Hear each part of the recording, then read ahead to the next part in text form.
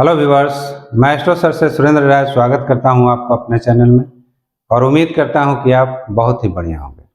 मित्रों, 22 अप्रैल 2023 को गुरु अपनी राशि परिवर्तन कर रहे हैं।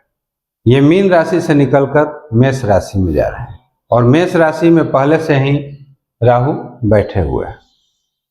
तो यहाँ पर एक राहु और गुरु की युति क्रिएट हो रही है जिसका नाम गुरु चंडाल योग दिया गया है।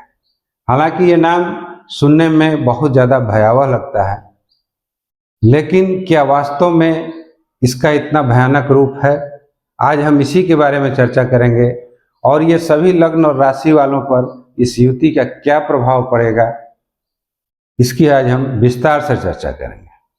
तो मित्रों, ये जानने से पहले हमें दोनों के नेचर को जानना जरूरी हो जाता है कि गुरु किस नेचर के हैं और राहु किस नेचर के हैं। तो जैसा कि आप भी जानते होंगे कि गुरु एक सात्विक ग्रह हैं। वे शिक्षा को, ज्ञान को, नॉलेज को बहुत ज़्यादा इम्पोर्टेंस देते हैं। पूजा पाठ, धर्म, कर्म, ये सब इनका कारक चीज़ है। लेकिन जस्ट इसके अपोजिट राहु जो हैं वे तामसिक ग्रह हो जाते हैं। वे किसी भी चीज़ को तुरंत पाना चाहते हैं, शॉर्टकट अपनाते हैं। दुनिया की जितनी भी निगेटिविटी है वे सब राहु के अंदर भरी हुई है। अगर ये किसी व्यक्ति पर हावी हो जाते हैं तो लोग एडिक्शन का शिकार हो जाते हैं। जुआ, सट्टा, शराब, लॉटरी, ये सब कहीं ना कहीं फील्ड राहु के अंतर्गत ही आते हैं। हालांकि कुछ अच्छे फील्ड भी हैं, जैसे मीडिया वगैरह हो गया, ये सब राहु के अधीन आता है। तो अब यहाँ सवाल ये उठता है कि ये जब राहु गुरु के साथ मिल रहे हैं तो क्या प्रभाव पड़ने वाला है एक नैसर्गिक रूप से सबके ऊपर। तो मित्रों, राहु एक अंधेरा ग्रह है, एक छाया ग्रह है और वहीं दूसरी तरफ बृहस्पति जो है एक प्रकाश के ग्रह हैं। तो ये सोचने वाली बात है कि इन जोगों से कौन ज़्यादा इफेक्टेड होगा। क्या राहु की बुराइयां समाप्त हो जाएगी या गुरु की अच्छाइयाँ समाप्त हो जाएगी? तो मित्रों, नेचर को तो कोई नहीं बदल सकता है, क्योंकि गुरु का जो नेचर है वो गुरु के पास ही रहेगा और राहु का जो नेचर है वो राहु के पास ही रहेगा। ये आपस में मिलकर भले डिग्री वाइज कितना भी नज़दीक चले जाएं, लेकिन ये एक दूसरे के नेचर को नहीं बदल सकते हैं। लेकिन ये भी फैक्ट है कि अंधेरा चाहे जितना भी घना हो, वे प्रकाश के लौ को कभी भी नहीं बुझा सकता है। लेकिन हाँ, एक प्रकाश के अंदर इतनी ताकत होती है कि वे अपने किरणों से घनघोर अंधेरा को भी चीरकर रोशनी में तब्दील कर सकता है। तो गुरु में कुछ इसी तरह का पावर है। हाँ, ये हो सकता है कि अगर अंधेरा बहुत ज़्यादा घना हो तो वैसी स्थिति में अत्यधिक प्रकाश की जरूरत पड़ेगी, अत्यधिक ऊर्जा की जरूरत पड़ेगी। तो इसके हिसाब से भले बृहस्पति को राहु को सुधारने में या राहु को तब्दील करने में थोड़ा उनकी एनर्जी लॉस हो जाए, वे कमज़ोर पड़ जाएं, ये ऐसा हो सकता है। लेकिन कभी भी वे राहु के गुण और धर्म को नहीं अपना सकते हैं। हाँ, ये मजबूर जरूर कर सकते हैं कि राहु उनका गुण धर्म एक्सेप्ट कर ले। तो मित्रों, अंगुलीमाल डाकू के बारे में आपने सुना होगा। वह एक लुटेरा था, लोगों की उंगलियां काट लिया करता था, उनका धन दौलत जो भी था वह छीन लिया करता था। लेकिन जब वह गौतम बुद्ध के सामने गया तो क्या उनको वह लूट पाया? नहीं। अंततः उसे जो भी वह कर्म करता था उसे वो छोड़ना पड़ा और गुरु के शरण में जाना पड़ा। तो कहने का मतलब यह है कि कहीं ना कहीं असत्य पर सत्य की विजय होती है। भले देर जरूर होता है। तो अंधकार कभी भी प्रकाश को नहीं मिटा सकता, लेकिन एक प्रकाश के अंदर इतनी क्षमता होती है, इतनी ताकत होती है कि वो अंधकार को दूर कर सकता है। तो बृहस्पति एक ज्ञान के ग्रह हैं, सद्मार्ग पर चलने वाले ग्रह हैं और जिन पर ये हावी होते हैं भले उनको थोड़ा तकलीफ देते हैं, संकट देते हैं, लेकिन धीरे धीरे करके वे व्यक्ति को प्रोग्रेसिव बनाते हैं, सही मार्ग से बनाते हैं।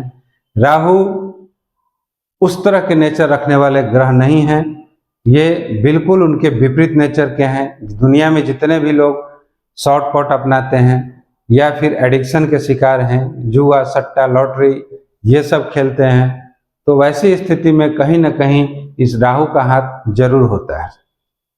अब देखना यह है कि राहु और गुरु की युति बन रही है, वह भी मेष राशि में, तो इसका क्या प्रभाव पड़ेगा। तो सबसे पहले तो ये जान लें मित्रों कि न बृहस्पति जा रहे हैं मदिरालय में और न राहु जा रहे हैं देवालय में।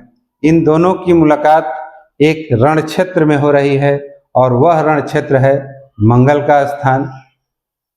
तो अब यहाँ पर किस तरह की आपस में इन लोगों की युति फल लाएगी, आइए हम बारी बारी से चर्चा करते हैं प्रत्येक राशि और लग्न वालों के लिए। तो सबसे पहले मेष राशि को हम उठाते हैं। तो ये रहा मेष राशि की कुंडली। मेष राशि पर ये लग्न में ये योग लगने जा रहा है, गुरु चंडाल योग। तो यहाँ किस तरह का फल देंगे। तो मित्रों मेष राशि वालों को ये लग्न में बहुत दिनों से राहु बैठे हुए थे, तो कहीं ना कहीं अभी तक आप किसी असमंजस में थे। आपका जो एक दिमाग है वो सही काम नहीं कर रहा था, सही डिसीजन आप नहीं ले पा रहे थे। लेकिन अब वह वक्त आ गया है 22 अप्रैल 2023 से कि कोई ना कोई आपको एक सही मार्ग मिलेगा, जिस मार्ग पर यदि आप चलते हैं तो कोई ना कोई उसका भविष्य में अच्छा रिजल्ट जरूर मिलेगा। तो मित्रों मेष राशि वालों के लिए यह जो प्रभाव है बुरा प्रभाव नहीं है, बहुत ही अच्छा प्रभाव पड़ने वाला है। क्योंकि लग्न पर राहु बैठकर ये अभी तक किसी न किसी वजह से भ्रमित किए हुए थे, हम क्या करें नहीं करें, इस चीज का डिसीजन में ले ही नहीं पा रहे थे। लेकिन यहाँ जब गुरु आ जाएंगे तो ये गुरु अपनी कुछ प्रभाव दिखाएंगे और जो भी इनका डिसीजन मेकिंग होगा, चाहे वो धार्मिक डिसीजन हो, पढ़ाई से रिलेटेड डिसीजन हो या करियर से रिलेटेड डिसीजन हो, तो उस डिसीजन में ये आपका पूरा साथ देंगे और जो भी आपका डिसीजन होगा एकदम सही रास्ते पर जाएगा और उसका रिजल्ट भविष्य में बहुत बेहतर मिलेगा। तो थोड़ा बहुत इनकी हम दृष्टियों के बारे में चर्चा कर लेते हैं। वैसे राहु की भी दृष्टियां वही हैं जो गुरु की दृष्टियां हैं। तो इनकी पंचम दृष्टि आपके ऊपर ये विद्या भाव पे आ रही है और सप्तम दृष्टि आपके सप्तम भाव पे आ रही है और नवम दृष्टि ये आपके भाग्य भाव पर आ रही है। तो कहीं ना कहीं इन तीन भावों से भी रिलेटेड आपको फल मिलने वाला है। तो सबसे पहले पंचम दृष्टि, यदि आप विद्या के क्षेत्र में हैं, विद्यार्थी हैं, तो हो सकता है कि आप कोई ना कोई ऐसा डिसीजन लें जिससे आपका पढ़ाई जो है, जो अधूरा रह गया है वो पूरा हो जाए, या कहीं आप ऐसे जगह एडमिशन ले सकते हैं जहां पर आपका भविष्य सुरक्षित हो जाए। तो इतना निश्चित है मित्रों कि यदि आप पढ़ाई से रिलेटेड कोई भी काम करते हैं तो उसमें आपको सफलता मिलेगी।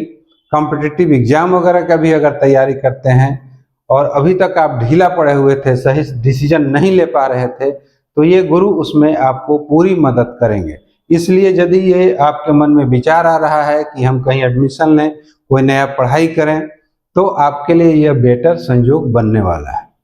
बाकी सप्तम दृष्टि इनकी जो पड़ रही है गुरु की और राहु की भी संयुक्त रूप से पड़ रही है। तो जिन लोगों की शादी वगैरह नहीं हुई है तो ये बृहस्पति कोशिश करेंगे कि वैसे लोगों की शादी जल्द ही करा दे। हालांकि इस पर राहु की भी दृष्टि पड़ रही है, तो ये जो शादी फिक्स कराएंगे ये अचानक कहीं ना कहीं कोशिश करेंगे कि शादी हम फिक्स करा दें। तो थोड़ा सा उसमें आपको सावधानी बरतने की ज़रूरत है, क्योंकि शादी विवाह बहुत ही सोच समझ कर करने वाली चीज़ होती है, पढ़ाई वाली बात नहीं है। शादी ब्याह एक बहुत ही सीरियस मामला हो जाता है और इसमें पूरी जिंदगी का सवाल हो जाता है। अब देखते हैं हम इनकी नवम दृष्टि के ऊपर। नवम दृष्टि सीधे भाग्य भाव पर जाए। अब इनकी एक दृष्टि नवम भाव पे पड़ रही है। नवम भाव पर ये खुद अपनी राशि पर देख रहे हैं, क्योंकि वहां पर धनु राशि है और धनु राशि इनकी अपनी राशि हो जाती है। बृहस्पति यहाँ बहुत ही अच्छा रिजल्ट देते हैं भाग्य से संबंधित। तो भाग्य से संबंधित अगर कोई काम आपका रुका हुआ था, अटका हुआ था, तो कहीं ना कहीं में उसमें आपको सफलता देखने को मिलेगी। हालांकि जब तक राहु रहेंगे भाग्य का जो ग्रोथ होगा बहुत तेजी से आपका होगा, लेकिन ये अक्टूबर नवंबर में राहु यहाँ से हटकर फिर मीन राशि में चले जाएंगे। तो वैसी स्थिति में बृहस्पति का जो डेवलपमेंट होता है धीरे धीरे होता है, तो इस तरह का कुछ प्रभाव आपको देखने को मिलेगा। तो कहने का मतलब है कि ये जो गुरु चंडाल योग है, ये मेष राशि वालों के लिए बहुत ही अच्छा रहने वाला है। शिक्षा की दृष्टि से, शादी विवाह की दृष्टि से और भाग्य की दृष्टि से। भाग्य बढ़िया होगा तो आपका कैरियर भी निश्चित ही बढ़िया हो जाए। तो मित्रों, ये रहा राहु और गुरु के चंडाल योग का प्रभाव। यदि मेरा कंटेंट अच्छा लगे, आप नए हैं मेरे चैनल पर, तो कृपया सब्सक्राइब जरूर करें। Thanks for watching. नमस्कार।